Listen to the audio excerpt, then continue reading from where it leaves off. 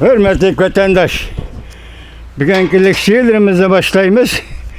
Leksiyada size Gazi Washington'da sözleyimiz.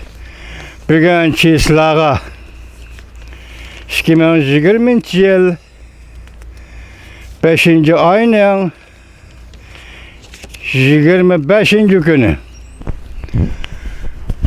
Bugün çislağa 2020 yıl 5. ayının 25. günü. Vaziyet doğrusu gap kılsak Şangang'da yakşembe günü şiddetle kötürülgen namayiş. Ahire tokunuşqa aylandı. Sakçılar zoravallık işletti. Şangang yani Hong Kong şehir halkı qoğdunuşqa mecbur boldu. Barikadalarga ot qo'yib berdi, yog'och bu bir narsalarga ot qo'yib berdi. Zoravallık tusiga ega bo'ldi. Dal shundaq paytda siyoset sohasidagi bir o'zgarish bo'ldiki, hurmatli vatandosh, yangi vazifa o'tab Tayvanda prezidentlik vazifasini o'tashga boshlagan prezident Tsai Ing-wen o'rnidan dast turib, men Shangang, ya'ni Hong Kong shahar xalqi bilan bir safda turaman dedi, yana qo'lladi vatandosh. Bugün CNN'nin atiyen virus optiga alaqadar anlatkan ma'lumot xabarini vatandaşlarga topshirimiz hazır. Bugün dünya bo'yicha yuqumlanganlar 5.424.718 nafar. Kesel virus opti bilan vafot bo'lganlar 345.296 nafar.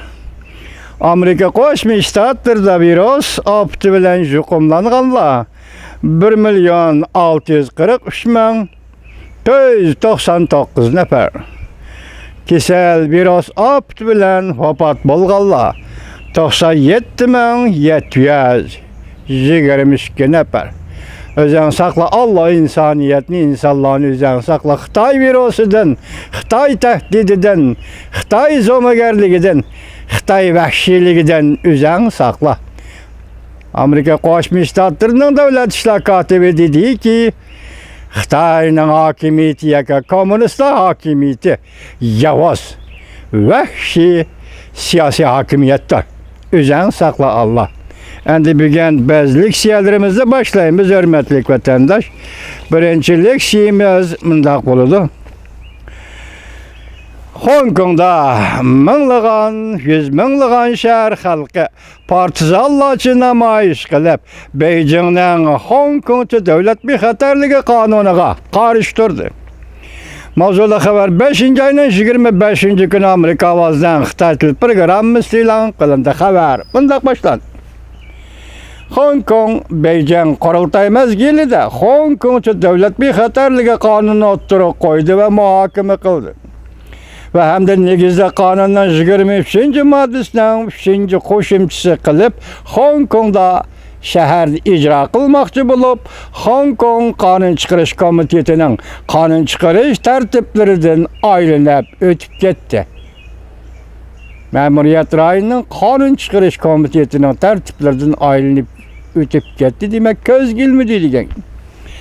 Hong Kong fuqarolari shahar xalqi yakshanba kuni Guangdong rayonida bexatarlik qonuniga qarshi namoyishga chaqiriq qildi. Soqchi taraf 20 ming soqchini ko'chaga chiqarib qator saf tartib turdi. Minglag'an, yüz minglag'an Hong Kong shahar aholisi soqchilarning qo'rishovini partizanlarcha bo'sib tashlab namoyish qildi. Soqchilar suyuqlik chashdi va 180 nafar namoyishchini qo'lga oldi. Namoyishchilar Hong Kong mustaqilligi bayrog'ini yuqori ko'tarib shior toladi. Diqqat vatandosh. Vaziyatning o'zgarishi, siyosatning o'zgarishi, Hong Kong shahar xalq rayining o'zgarishi musha bir jumlada isbotlandi, ifodalandi. Vatandosh diqqat qiling. Namoyishchilar Hong Kong mustaqilligi bayrog'ini ko'tarib, yuqori ko'tarib shior toladi. Bir nafar o'rta maktab o'quvchisi mundaq dedi. Devlet bir xatarligi kanunu Hong Kong yetip kelgendiğin ken Hong Kong müstakilligini şoğar kılıp toğlaş bu çaqam kanunu xilaplık kılganlık buldu. Lekin hazır ornundan dest durup karşılık körsetmeydi ekensen kelgüsüde karşılık körsetişden pürüstü bulmaydı. Hong Kong kuralları bir xatarlı kanunu arkalı bir devlet şıkıl tüzümle bir devleti bir xil tüzümge özgertmek idi işte. Namayışçılar hazır karşılık görsetmeydiğen bolsan kelgisi de fırsat yok işte. Hong Kong'da yaş yigit yaki Hong Kong namayışçılarının başlamcısı Huang Jiping mındak dedi. Devlet bir xatarligi kanunu halkara vaizlik yolumuzni öçürüp taşlamakçı yaki toskulluk kılmakçı dedi. Pan demokratizmçiler Hong Kong şehir halkı emdi çekinediğen yol kalmadı. Dikkat vatandaşım. Hong Kong'da pan demokratizmçiler nime deydi? Hong Kong şehir halkı emdi çekinediğen yol kalmadı. Deyişti. Şangay sakçıları Hong Kong'da müstakilçiler ve karı cemiyet zorubalları galcırlaştı. Deyişti. Sakçı taraf mındak dedi. Yakşembe günü Tongluvan Wenzi qatarlıq raylarda kanunsuz yığılış, namayış ötküzüldü. Zoruballık üzmedi. Tarap-tarapta şımbılaq ot koyup verildi. Soda saraylı əsləhələ buzğunçuluğa uçurdu. Hong Kong rayonluq hökumətinin bayanatçısı mındaq göstərdi. Yakşembe günü Tongluvan ve Wenzi rayonunda yüz bergen zoruballık, müstakillik, Hong Kong'u müstakil kılış arzularını aşkarladı. Tekrarlayma vatandaş. Mındaq göstərdi sakçı taraf bayanatçısı yakşembe günü Tongluvan ve Wenzi qatarlıq Hong Kong rayonlarında yüz bergen zoruballık, müstakillik, Hong Kong'u müstakil kılış arzularını aşkarladı. Karı cemiyet zorubalları galcırlaştı. Devlet bir xatarlı kanunun muhimliği bugün ciddiligini ispatlap verdi. Yaki hazır kurultayda, halk vekiller kurultayda maqullandıgan Hong Kong'cu devlet bir xatarlığı kanunun muşundaq vaxtı zörürligini ve ciddiligini ispatlap verdi.